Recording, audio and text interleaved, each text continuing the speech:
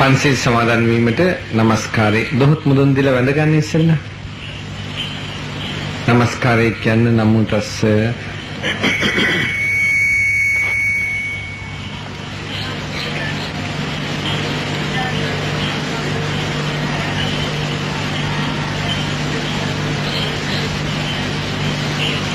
බුද්ධං සරණං ගච්ඡාමි ධම්මං සරණං ගච්ඡාමි සංඝං සරණං ගච්ඡාමි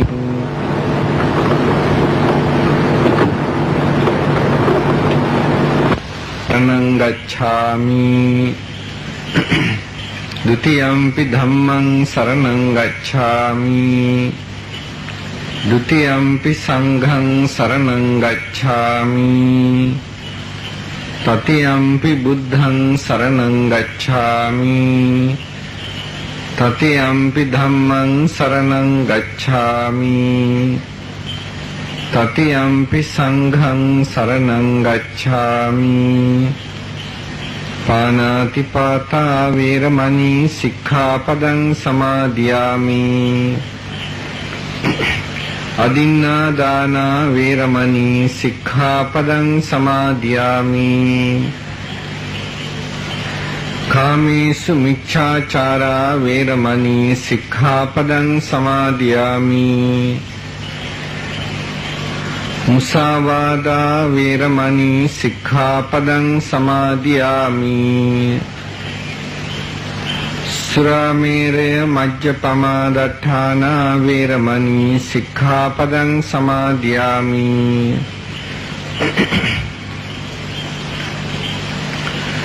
සමන්ත චක්ඛවාලේසු අත්‍රා ගච්ඡන්තු දේවතා සද්ධම්මං මුනි රාජස්ස සුනන්තු සග්ග මොක්ඛදං ධම්ම ශ්‍රවණ කාලෝ අයං භදන්තා ධම්ම ශ්‍රවණ කාලෝ අයං භදන්තා ධම්ම ශ්‍රවණ කාලෝ අයං භදන්තා නමෝ තස්ස භගවතු අරහතෝ සම්මා සම්බුද්දස්ස නමෝ තස්ස භගවතු අරහතෝ සම්මා සම්බුද්දස්ස නමෝ තස්ස භගවතු අරහතෝ සම්මා සම්බුද්දස්ස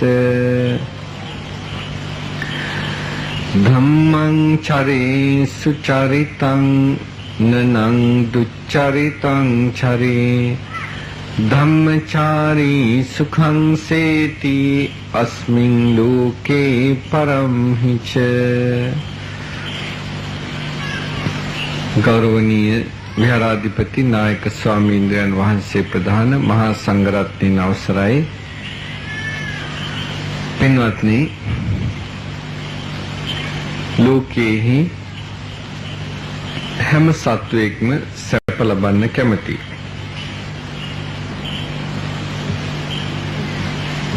කාම ලෝකයේහි ඉන්න ඒ සත්වයන් දෙවියන් මිනිසුන් ඒගොල්ලෝ කම්සප ලබන්න කැමතියි.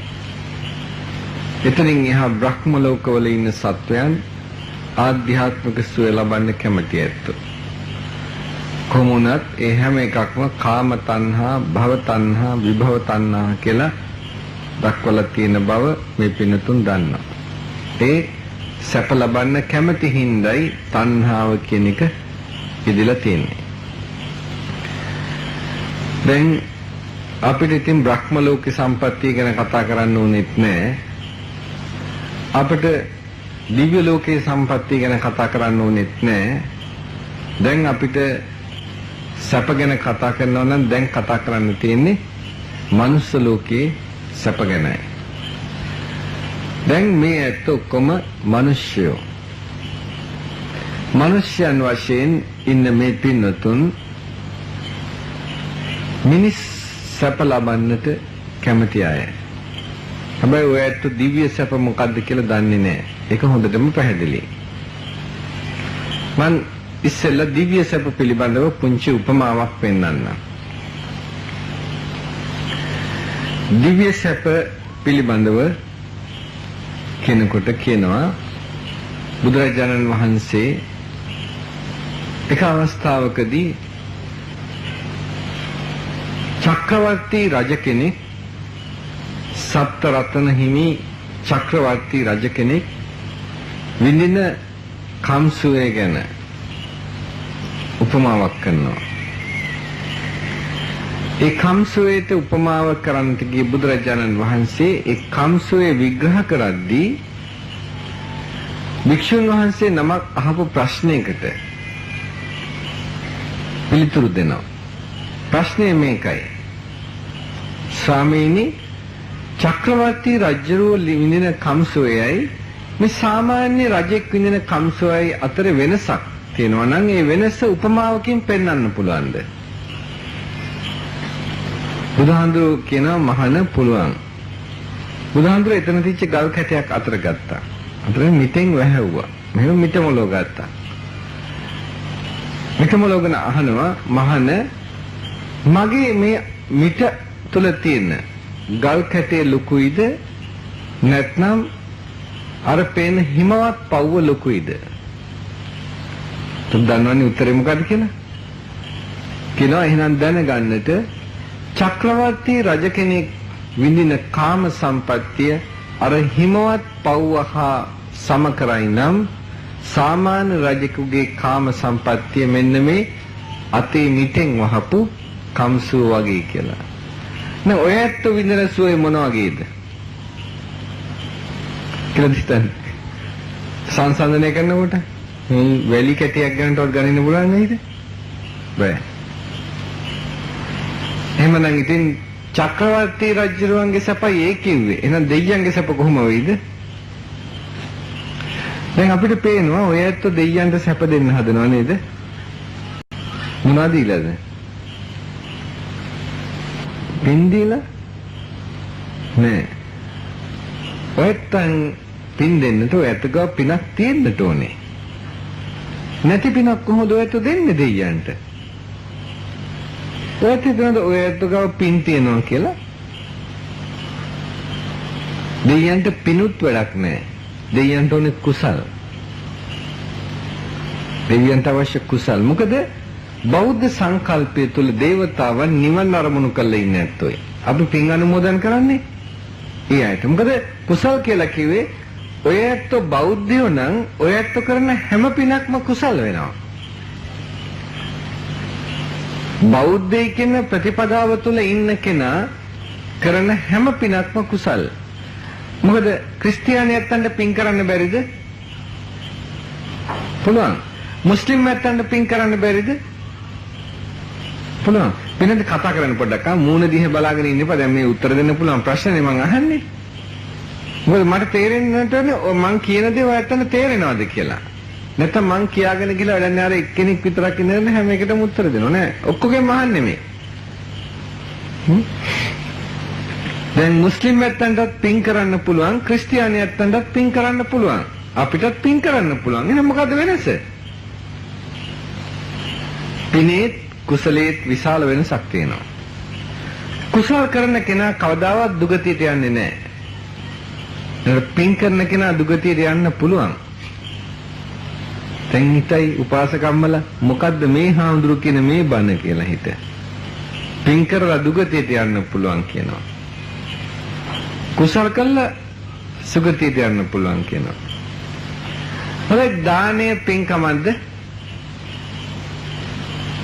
දානීය පින්කමක්ද? එක්තරා පින්කමක්. දානීය පින්කමක්. සීලය එක්තරා පින්කමක්. භාවනාව තවත් පින්කමක්. හොඳයි. දැන් දානෙ දෙන ඇත්තෝ අපාය යන්නේ නැද්ද? යනවා. මොකක් වුණොත්ද? සීලය නැති වුණොත්. සීලය නැති වුණොත් දානීය පින්කමක් පුණ්‍ය ක්‍රියාවක්. ඒ පුණ්‍ය ක්‍රියාව කළාට අපාය යන්න පුළුවන්. නිරේ උපදින්න පුළුවන්. සුගතියට යන්නත් නම් අවශ්‍ය වෙන්නේ සීලය. හැබැයි ඒ සීලය තිබුණත් දානේ නැත්තම් දුප්පත් වෙන්නත් පුළුවන්. එතකොට මෙහෙම හිතමු. දැන් කෙනෙක් ඉන්නවා. හොඳට සල්ලි තියන අය ඉන්නවා. මේ සල්ලි තියෙන හුඟක් දෙනා හැමෝම නෙමෙයි. හුඟක් දෙනා කරන්නේ නම් මහ බලුකම්. නේද? සමහර දෙනා ඉන්නවා හොඳ මිනිස්සු හොඳ දෙවියෝ වගේ ඉන්න ඇත්තෝ ඉන්නවා. මේ ආත්මම දෙවියෝ වගේ ඇත්තොත් ඉන්නවා සල්ලි තියෙන. ඒකට ගොඩක් දෙනා ඉන්නේ අසාධාරණේ අනුන්ව හුරා කාලා අනුන්ට ගිනි දීලා හම්බ කරන ඇත්තෝ. මනුස්ස කන්ද බලු කන්ද. අනුන් ගැන හිතන්නේ නැතුව වැඩ කරන්නේ තිරිසන්නෝ. විශේෂයෙන්ම අපේ ආශ්‍රයේ ඉන්නේ හරක් නැත්තම් බල්ලෝ. අපේ ආශ්‍රයේ ඉන්නේ. දැන් මේ සතෙක් දැන් අපි හිතමු හොඳට දන් දෙනවා. දැන් මොන සතෙක්ද? මේ නිකන් තිරිසන්නෝ වගේ ඉන්න මිනිස් සත්තු. සල්ලි දෙනවා. හැබැයි ඉතින් දෙන එක හොඳයි කියලා හිතාගෙන දාන්නේ දෙනවා. හැබැයි ඉතින් අර බලුකම් ගොංකම් තියනවා කියන්නේ සීලය තියනවා කියන එක නෙමෙයි. ඉතින් මේ දානේ පුරුදු කරලා තියෙනවා. හැබැයි මරණකොට නැවත උත්පත්තිය සකස් කරන්නේ මොකද්ද? හිත පුරුදු කරගත්ත හිත. පුරුදු කරගත්ත හිත. තොඩ ඒ පුරුදු කරගත්ත හිත බලුකමට නම් පුරුදු කරලා තියෙන්නේ. ගොංකමට නම් පුරුදු කරලා තියෙන්නේ. උපදින්නේ මොකෙක් වගේද? එක්කෝ බල්ලෙක් වගේ එහෙම නැත්නම් කොනෙක් වගේ. හැබැයි දානෙත් දීලා තියෙනවා. දන් දීලා තියෙනවා. ප්‍රතිසන්දි ජනක කර්මය බල්ලෙක් වගේ ගොනෙක් වගේ පුහුණුව හින්දා ලැබුණට ඉඳලා හිටලා දානක් දීලා තියෙනවා. එතකොට කොහෙද උපදින්නේ?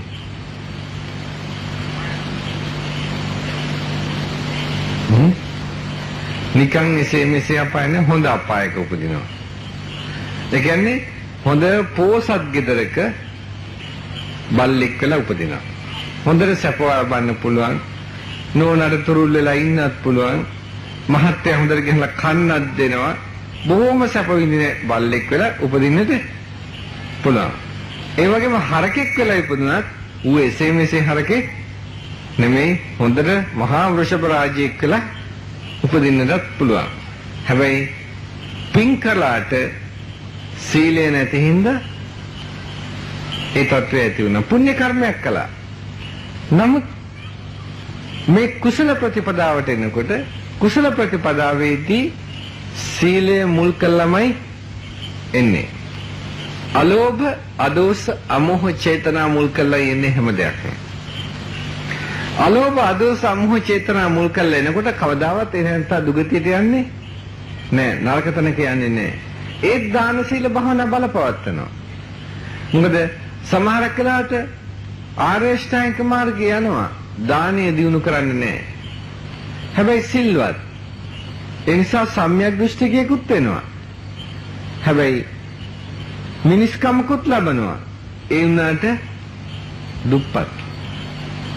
බොහොම දුගී තත්වයක උත්පත්තියක් ලබන මෙහෙම කතාවක් තියෙනවා. කොසල් රජුගේ මාලිගාවේ එකම දවසේ කුමාරවරු දෙන්නෙක් ඉපදුණා කියනවා. එක කුමාරයෙක් දාසියකට. එනිසා කුමාරයා කියන්න බෑ. එයා ඉතින් පිරිමි ළමෙක්. කුමාරයා කියන රජපෞල ඇතන්දනේ. එක්කෙනෙක් සුමනා කියන දියණියට. දැන් මේ ළමයි දෙන්න එක දවසෙම ඉපදිච්ච හින්දා රජුරෝ කිව්වා අර රාජකුමාරයාත් එක්කලම යාවත් තියන්න කියලා. තියලා එකට සලකන්න කියලා. දැන් පොඩ්ඩක් වැඩෙන මේ ළමයි දෙන්නට කතා කරන්න පුළුවන් වෙනවා. කතා කරන්න පුළුවන් වෙන කාලේ නේද මේ දෙන්න හිමීට කතා කරනවා. කාමරේ නිදිගෙන ඉන්න වෙලාවේ කාටවත් ඇහෙන්නේ නැති වෙන කල්පනා කතා කරනවා. කතා කරන අතරේ අර දැන් වැඩකාරයා ළමයා බිම ඉන්නේ. රාජකුමාරයා උඩ ඉන්නේ. දැන් ඉතින් අර උඩ ඉන්න රාජකුමාරයාට හිතනවා මේ බිමත් එක්කෙනෙක් ඉන්නවා. කවුද මෙයා? අයියා ඉන්නේ කියලා හිතනකොටම රාජකුමාරයාට ජාති ස්මරණ ඥානය පහළ වෙනවා. පහළ වෙලා රාජකුමාරයාට මතක් වෙනවා මෙයත් මගෙත් එක්කලා එකට හිටපු කෙනෙක් මේ දැන් මේ ඉන්නේ කියලා හිත. තව ටිකක් විමසනවා යාගේ ජාති ස්මරණ ඥානෙ. දැන් දෙන්නටම ජාති ස්මරණ ඥානෙ පහළ වෙන වෙලාවක් උත්තාවා. දැන් දෙන්නටම ජාති ස්මරණ ඥානෙ පහළ වෙලා දෙන්නම ඒ ජාති ස්මරණ ඥානෙ ඇතුව කතා කරනවා. කතා කරනකොට අර උඩ ඉන්න කුමාරයා කියනවා මම කිව්වනේ ඕක දන් දෙන්න කියලා. මට පඬිතකම් හිටියා දුන්නේ නැහැ. දැන් මොකද වෙලා තියෙන්නේ? බලන්න මම ඉන්න හැටි, බලන්න ඔයා ඉන්න හැටි කොහෙද ඉන්නේ කියලා. අනිත් කෙනා කියනවා අනේ ඉතින් ඕකත් අනිත්‍යනේ. ඕක ලැබුණයි කියලා මොකටද? මම උඩ හිටියත් එකයි මට, බිම හිටියත් එකයි මට. ඔක්කොම අනිත්‍යයි දාලා යන්න වෙන දේවල්. මොකද මේ දෙන්න ඉස්සර හාමුදුරුවෝ දෙන්නේ. අනිත් එක අර උඩ හිටපු හාමුදුර හැමදාම පින්ඩ පාතේ ගිහිල්ලා වැඩිපුර පින්ඩ පාතේ කළා අනිත් පැත්තන්ට බෙදනවා. අනිත් හාමුදුරුවෝ හරියට තමන්ගේ ගානට විතරයි පින්ඩ පාතේ කරන්නේ. වැඩි පින්ඩ පාතේ කරන්නේ නැහැ. එයා දීම ගැන සලකන්නේ නැහැ. හැබැයි බණ භාවනාවට වැඩිපුර නැඹුරු වුණා. එයා අනිත්‍ය ගැන හිතුවේ. දැන් ඒක නිසා හැබැයි ඒ ආත්මෙ දෙන්න එකිනෙකට මාර්ගඵල ලබන්න හම්බුන්නේ නමුත් මිනිසත් බවක් ලැබුවා. දීපු නැති එක්කෙනා 16කගේ කුසේ, දීපු එක්කෙනා රාජදේවියගේ කුසේ. අන්න වෙනස සිද්ධ වෙච්ච ආකාරය. කොමුණත් කුසල් කියන එක අවශ්‍යයි අපිට. බෞද්ධයා කරන්නේ කුසල්. දැන් ඔයයන් තේරෙන්නේ නැතිනේ. කුසලයයි පිනයි දෙකේ වෙනස. කුසලයේදී කිසි විටක දුගතියට යන්නේ නැහැ. තිරිසන්, പ്രേත ඒ ආත්මවල යන්නේ නැහැ. කුසලයේදී හැමතිස්සෙම සුගති සම්පත්ම ලබනවා. හැබැයි දාන ආදී පින්කම් වල අඩුපැඩුකම අනුව ඒ ඇත්තන්ට සැප සම්පත් විඳීම සිද්ධ වෙනවා. දැන් ඔය ඇත්තන්ගේ සැප සම්පත් කොහොමද? කොහොමද මෙතන සැප විඳිනවා කියන අතුස්සන්න බලන්න. අපි සැප විඳිනවා කියන අය ටිකක් හරි සැප විඳිනවා කියන එක බලන්න. දැන් එහෙම ටිකක්වත් සැප විඳින අය නැහැ. ඒ කියන්නේ ඔක්කොම දුක විඳිනවා කියන. ඒ කියන්නේ කොච්චර තිබුණත් මදි කියන එකයි. දුක තමයි කොච්චර තිබුණත් මදි. මදි බව තමයි දුක. හැබැයි ඉතින් දන්නවා ඔය ඇත්තන්ට කොච්චර තිබුණත් කිව්වත් එහෙම නැහැ ඔය ඇත්තන්ට. සමහර කඩ එදා වේලවත් හරියට කරගන්න බැරි ඇත්තෝ ඇති. ඇයි හේතුව?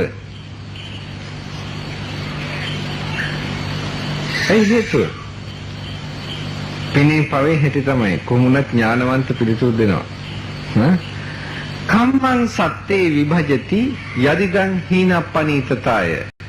සත්වයාව සැප ලැබීම වශයෙන් දුක ලැබීම වශයෙන් බෙදන්නේ කර්මයෙන් කිව්වා. මට එහෙනම් කට්ටියක් අන්නර පැත්තේ කතා කරනවා. කතා කරන්න ඕන නම් බණ අහන්න හිටියන්ට කමන්නේ යන්න. මොකද ඔයත් එක තැනක ඉඳලා කතා කරනකොට අනිත් බණ අහන නැත්තන්ටත් ඒක කරන්නේ පාඩුවක්. මම දන්නවා කොහොමදත් අපේ කොල්ල කෙල්ල ගොන් අලි ගොන් ඇතිනිය જાතිය ඇත්තොත් ඉන්නවා කියලා. මම දන්නවා එහෙම ඇත්තොත් ඉන්නවා. හැබැයි කරුණා කළා අවශ්‍ය නැත්තම් බණ වෙඩි වැඩක් කරගත්තට කමන්නේ නැහැ. මම පෙන්නන්නම්. ඔබ තරහ වෙන්න එපා. දැන් මේ ඉස්සෙල්ලා මම පස්සේ කියන තැනදී මම ඉස්සෙල්ලා කිව්වා මම ඔයත් ගොන් අලි ගොන් ඇතිනිය වෙන්නේ කොහොමද කියලා මම පස්සේ පෙන්නන්නම්. දැනට පොඩ්ඩක් ඉවසගෙන අහගෙන ඉන්න.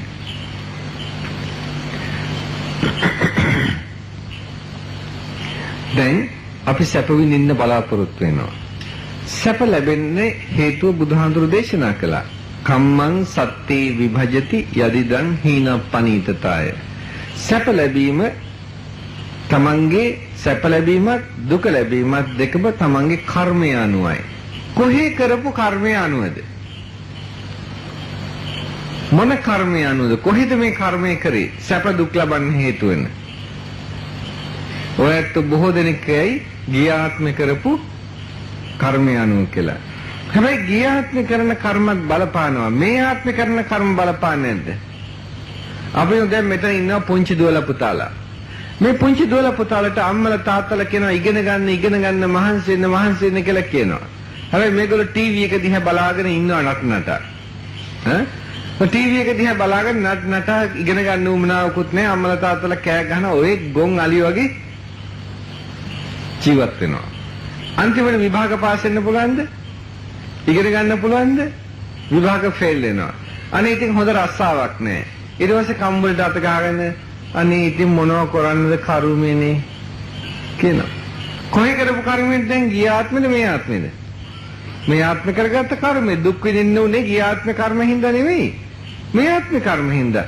ඔයත් වැඩි දෙනෙක් ඔය දුක් විඳින්නේ ගිය ආත්ම කර්ම හින්දා නෙවෙයි. ඔයත් වැඩි දෙනෙක් දුක් විඳින්නේ මේ ආත්මේ කර්ම හින්දායි.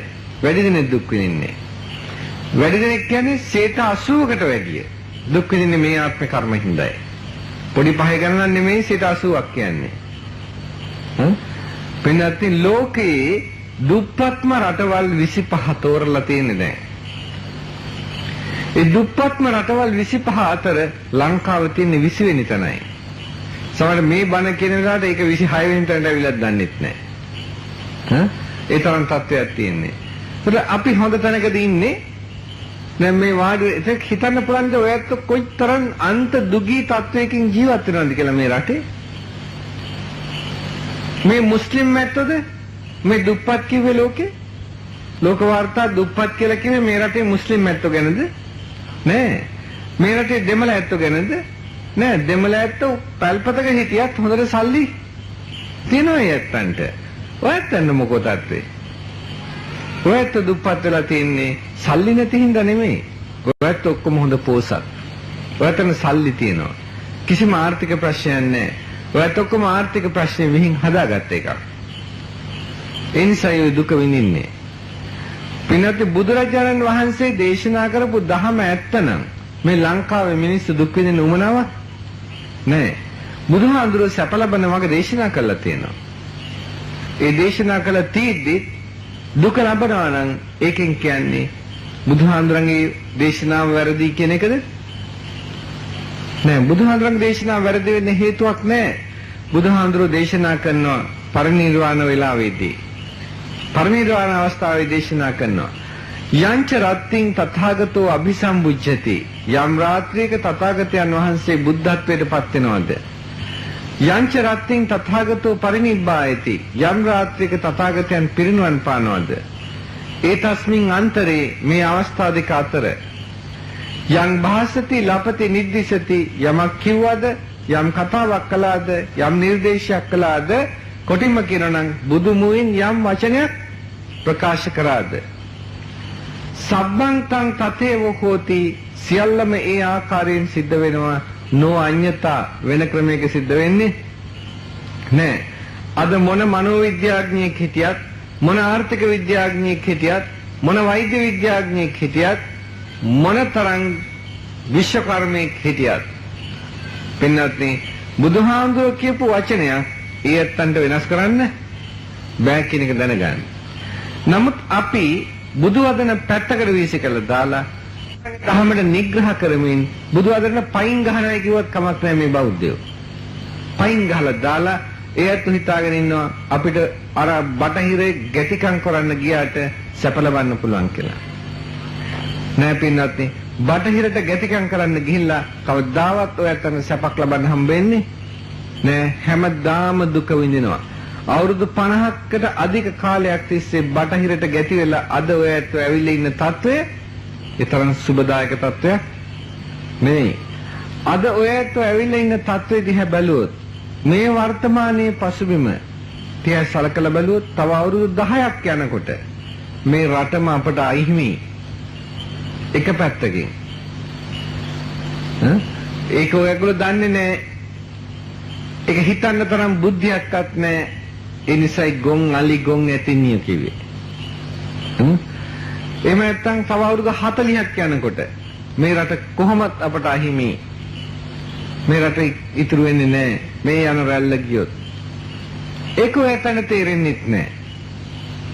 ඒ නිසා ගොන් අලි ගොන් ඇතිනිය. මේ දෙකක් නොදැන ඔයත් ඔක්කොම දුරාචාරයේ හැසිරෙනවා. දුරාචාරයේ හැසිරීමෙන් ඔය අද කාලා බීලා විනෝද වෙලා පොඩි ජොලියක් දාලා ඉන්න එක තමයි හිතන්නේ. ඒ හින්දාත් ඔය ඇත්ත ගොන් අලි ගොන් ඇතින්නියෝ. ඒ හින්දා තරහ වෙන්න එපා කියනවට. මේ කියවන රිද්දන්න ඕන හින්දාම තමයි. හිතන්නේ මේ හාමුදුර අපිටයි මේ කියන්නේ කියලා. අපිට බයිනවා මේ හාමුදුරුව කියලා. ඒත් මම බයිනවා නෙමෙයි. මම මේ ඔය ඇත්තන් යන්නේ කොහෙද කියන එක ඔය ඇත්තන්ට පෙන්නලා දෙන්න පොඩ්ඩක් රිද්දන එකයි මේ කරන්නේ. හිතන්නේවත් නෑ. අපේ තරුණ දුවලා පුතාලා හිතුවේ නැති වුණාට අපි ඉන්න තත්ත්වය මේ රටේ හැම සුළු ජාතීන්ගේම ඒ තරුණ කොල්ලෝ කෙල්ලෝ ඒගොල්ලෝ ගැන හිතනවා. ඒගොල්ලන්ගේ අනාගතය ගැන හිතනවා. ඒගොල්ලෝ කරන්නේ මොනවද කියලා ගැන හිතනවා. මොනවද කරන්න තියෙන්නේ කියලා හිතනවා. එහෙම හිතලා ඒගොල්ලෝ වැඩ කරන්නේ. එහෙම නැත්නම් ඒගොල්ලන්ගේ තාම ස්වල්ප දෙනෙක් ඉන්න ඔය පාප මිත්‍ර සේවනයට වැටලා නමග ගිය 99%ක්ම කියන්න පුළුවන් අනාගතයක් ගැන හිතලා වැඩ කරන අය කියලා. අපේ 99%ක්ම අනාගතයක් ගැන නොහිත වැඩ කරන අය. 99%ක්ම. මේ අවාසනාවක් මහා. පින්නත්නි ඔය ඇත්තෝ යන ගමන ඔයත් දැන් මම කිව්වා අවුරුදු 10කින් මේක ඉවරයි කියලා. මොන බලන්න වෙන දේ. තාමත් අපි ඒ තරම් සුබදායක තත්වයක නෑ. අපි අදත් කියනවා අපි දෙන්නේ නෑ යාපනය අල්ලගන්න ප්‍රභාකරන්ට කියලා නේද? අදත් මම දැක්ක නිවුස් වලට කියනවා. ඔහොම තමයි එලිෆන්ට් පාස් වලට කිව්වේ නේද? දෙන්නේ අල්ලන්න කියලා. ඇල්ලුවේ නැද්ද? ඇල්ලුවා. දැන් ඒක ඇල්ලුවා. හොඳයි දැන් බලන්න කොයි වෙලාවෙ හරි එලිෆන්ට් පාස් අල්ලගත්තා වගේම යාපනයත් අල්ලගත්තොත් කෙලින්ම ඊළාම් රාජ්‍ය අනුමත වෙන්නේ නැද්ද අල්ලගත්තට පස්සේ? අල්ලගත්තොත් තහවුරු වුණොත් ඊළාම් රාජ්‍ය තහවුරු කරනවා යැත්තෝ. මොකද ඒ තහවුරු කරපු ගමන් පින්වත්නි ඔය ඇත්තෝ හිතන්න එපා ප්‍රභාකරන් යුද්ධ කරන්නේ උතුරු නැගෙනහිර අල්ලන්න කියලා. ඔයත් අහන්නේ නැති ඊයේ පෙරේදා කියලා තියෙනවා තමිල්නාඩුවේ මහ ඇමති කියලා තියෙනවා ලංකාවේ දෙමළ ඇත්තන්ට ස්වෛරී රාජ්‍යයක් අවශ්‍යයි කියලා. කියලා තියෙනවා. ඉන්දියාවේ අනිත් අයට අවශ්‍ය නැහැ. නමුත් මේගොල්ලන්ට අවශ්‍යයි කියනවා. මොකද මේගොල්ලෝ දන්නවා ඒක මොකටද කියලා. ස්වෛරී රාජ්‍යය. ලංකාවේ ඒ ඇත්තන්ට ස්වෛරී රාජ්‍ය ඇති කරගත්තාම ඒ ඇත්ත දන්නවා ඊළඟට කරන්න තියෙන්නේ මොකද්ද කියලා. පින්වත්නි ඉන්දියාවේ ඉන්නවා දෙමළ ජාතිය මිලියන 50ක්. මිලියන 50ක් ඉන්නවා ඉන්දියාවේ දෙමළ ජාතිය. ලංකාවේ ඒ මිලියන කීපයක් ඉන්නවා කියමු 3-4ක් හරි දෙමළ ජාතිය. ලංකාවේ ඊටම ටික දෙනයි. අර මිලියන 50ක දෙමළ ජාතියට රටක් තියනවද? නෑ. රටක් නැති ජාතියක්. දැන් ඔයයන්ට දන්නවද මතකද පහුගිය කාලේ ඉන්දියාවේ සික්වරු රටක් සඳහා යුද්ධ කළා? රන් දෙවල එහෙම විනාශ කළා.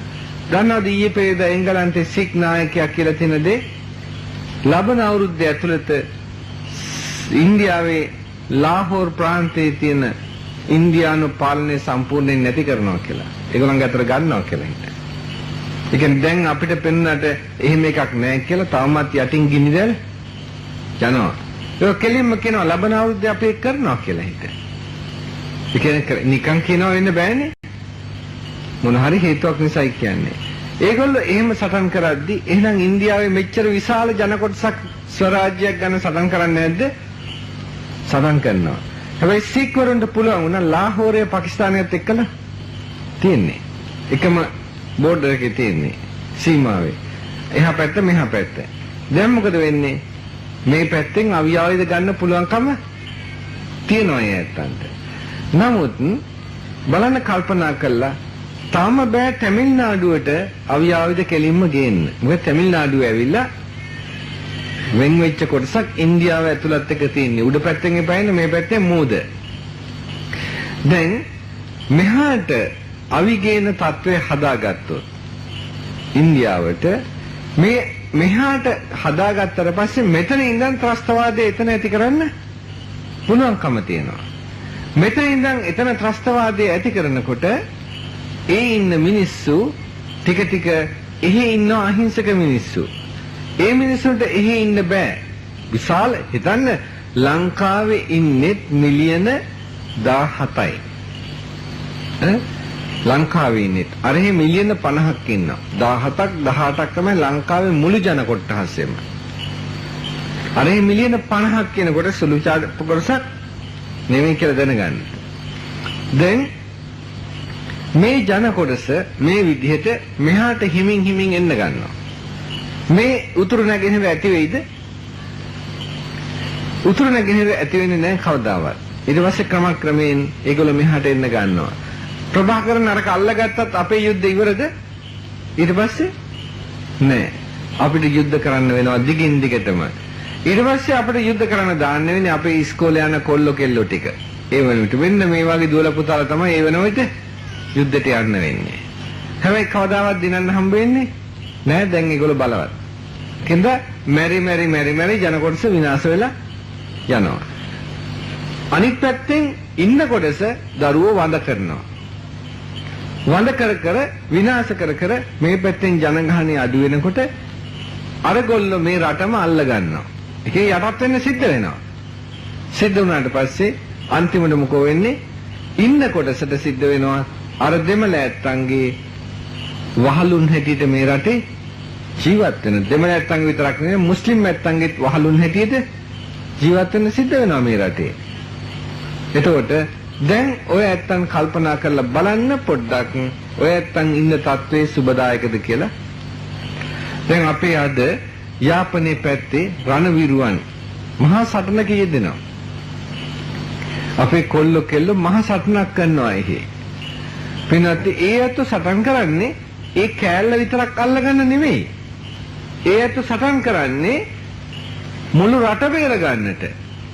රට බේර ගන්න විතරක් නෙමෙයි රටත් එක්කලා ජාතිය. ඒ රටයි ජාතියයි වුණාට පස්සේ සම්බුද්ධ ශාසනය ඉවරයි. මේ ඔක්කොම නැති වෙන පොරට අපේ ඇවිල්ලා තියෙනවා. ඉතින් අපි හිතන්නේවත් නෑ නේද එහෙම තත්වයක අපි ඉන්නවා කියලා. එයින්ස හිතන්න පොඩ්ඩක් ඔය අපේ රණවිරුවන්ට පින්වත්නි අපි මෙහි යුද්ධ කරන්න බැරි වෙන්න පුළුවන්.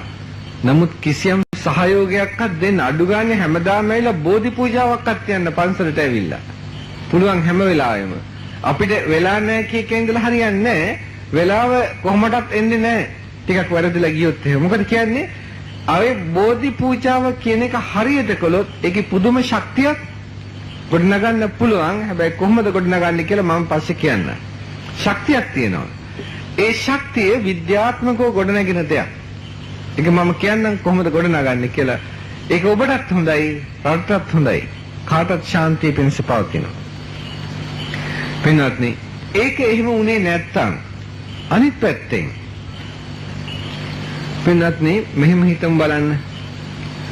මීට අවුරුදු කීපයකට ඉස්සෙල්ලා අපිට 1985 දශකයේ තුලට ගියොත් අපි කල්පනා කරලා බලන්න මේ වැඩිහිටි අම්මලා තාත්තලා ඒ කාල සීමාව තුල පවුලක දරුවෝ 4 දෙනෙක් 5 දෙනෙක් 6 දෙනෙක් හිටියද නැද්ද? හිටියද නැද්ද? හිටියා. දැන් කී දෙනෙක් ඉන්නවද? දැන් එක්කෙනයි දෙන්නයි. 85 75 අතර කාල සීමාව තුල 4 5 දෙනෙක් 6 දෙනෙක් ඉඳලා 85 95 සමීක්ෂණයක් කියනවා 17%කින් සිංහලයන්ගේ වර්ධන වේගය පහළ බැලලා කියලා. දැන් එක්කෙනයි දෙන්නයි වැඩිමුණොත් 3 දෙනයි නම් 2005 පස්සේ සංගණනයක් ගත්තොත් කීයක් වෙයිද?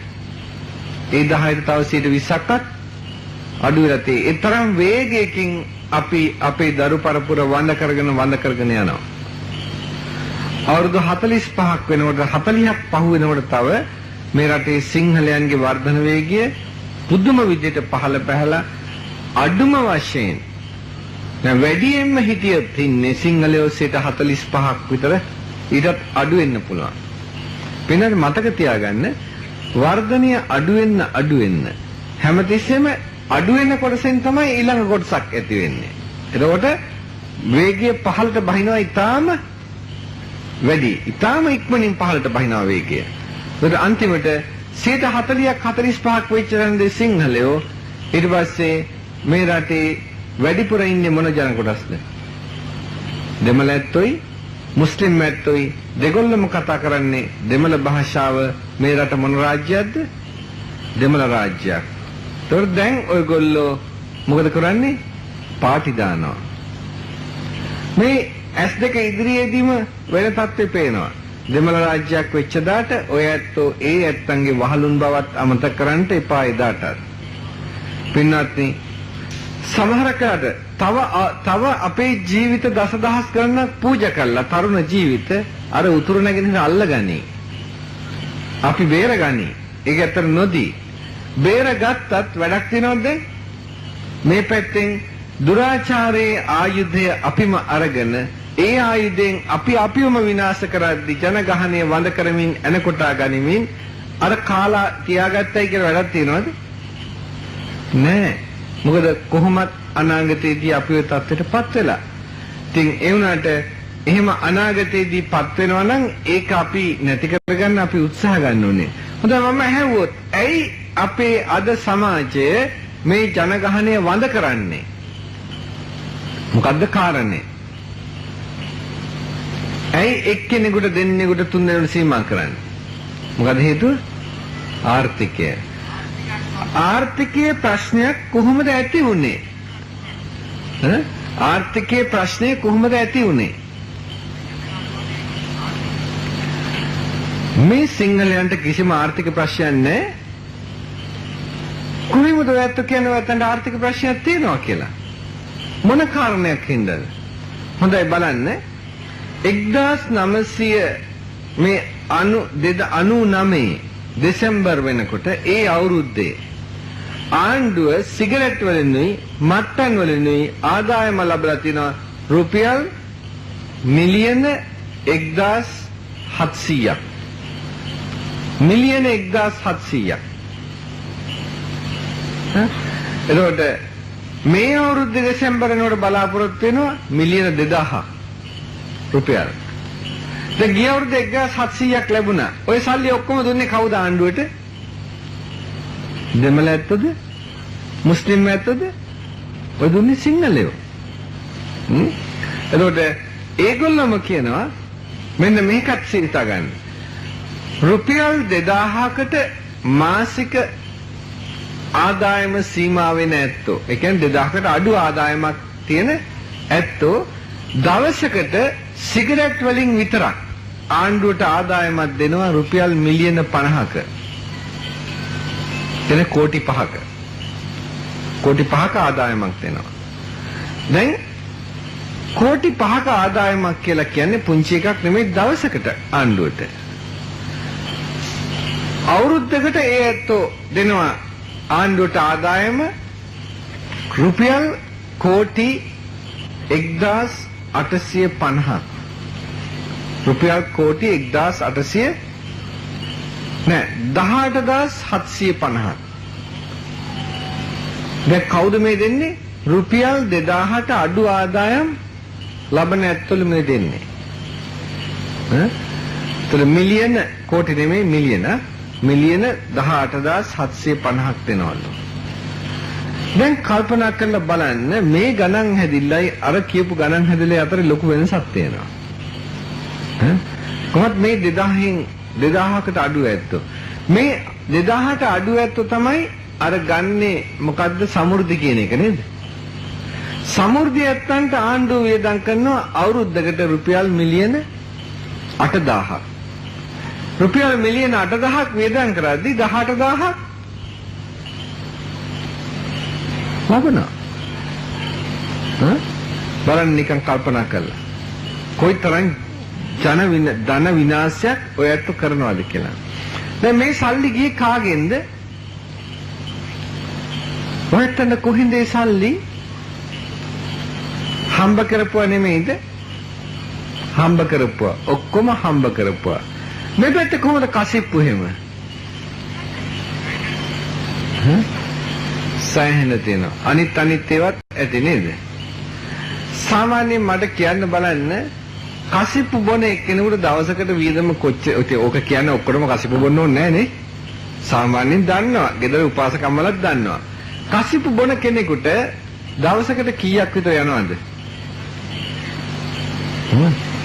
හොඳයි. හරි ඉතින් කසිප්පු බොනවල රුපියල් 100ක් විතර යයි. හොඳයි දැන් මට කියන්න බලන්න මෙතන මත්පැන් නොබන මිනිහෙක් ඉන්න ගෑණියෙක් ඉන්නව නම් අත උස්සන්න බලන්න.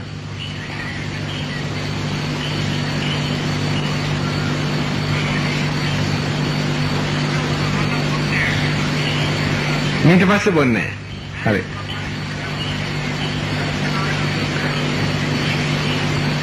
හොඳයි. දැන් ඔයයන්ට තේරෙන්නට ඕනේ නම් ආර්ථික ප්‍රශ්නේ කොතනද තියෙන්නේ කියලා. දවසකට රුපියල් 100ක් විතර කසිප්පු වලට යනවනම් අඩු ගානේ 50ක්වත් යනවනම් එතන 1500යි මාසෙකට. සිගරට් වලට තව 750,000ක් අතර යනවා. එතකොට 2500කට විතර කිට්ටු වෙන වියදමක් 2500ක් නෙමෙයි. ඔව් 2500 කට කිට්ටු වෙන වියදමක් යනවා.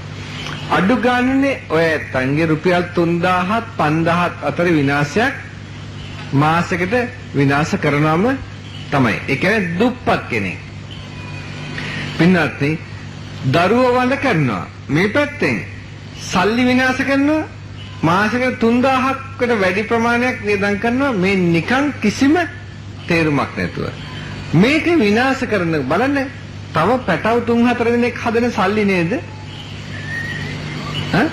තව පැටව 3-4 දිනක් හදන සල්ලි. මේ නිකන් විනාශ කරලා දාන්නේ මේ මිනිස්සු කාලකන්ණි නෙමෙයිද? අපේ පිරිමි කාලකන්ණි జాතියක් නෙමෙයිද? අම්මම කාලකන්ණි జాතියක් මේ පිරිමි කියන්නේ. අපේ පින්වත්නි මේම හිතන්න පොඩ්ඩක් ඔය නැත්තම් කල්පනා කරන්න පොඩ්ඩක්. දැන් ඔය තත්වයෙන් වෙන විනාශය ඔහුමන. ඊට පස්සේ කාන්තාවන්ගෙන් අනවශ්‍ය විදිහට වෙන වියදම් ටික කල්පනා කරලා බැලුවොත් තව කොයිතරම් විනාශයක්ද. ඒ වගේම තවත් අපේ කාන්තාවන්ට මොකද රේඩියෝ එකේ සමහරකට කියනවා විදේශීය මොනස් කාන්තාවන් යන මොනවද? මේ ගෘහ සේවිකාවන්ට හරි හොඳ වචනයක් දාලා අර රටේ ඉල්ලුම් තියනවා මේ රටේ ඉල්ලුම් තියනවා. කවුද මේ ගෘහ සේවිකාවන් කියන්නේ? වහල්ලු නෙමෙයිද? පිටරටවල් වලට මෙහෙන් විකුණනවා. මොකද රජයේ ආදායමක් බලාපොරොත්තු වෙනවා. ඒකෙන්. ඒතර රජය මේගොල්ලන්ව පිටරටේ අවල වැඩකාරකම් වලට රජයේ ආදායම බලාපොරොත්තු වෙනවා. ඒ කියන්නේ රජය අපේ ගෑනු වහල්කම් වලට ගන්නවා කියන එක නෙමෙයිද? වහල් වෙළඳාම කරනවා කියන එක නෙමෙයිද? රජයේ කෙලින්ම කරන්නේ වහල් වෙළඳාමක්. මේ රජය විතරක් නෙමෙයි.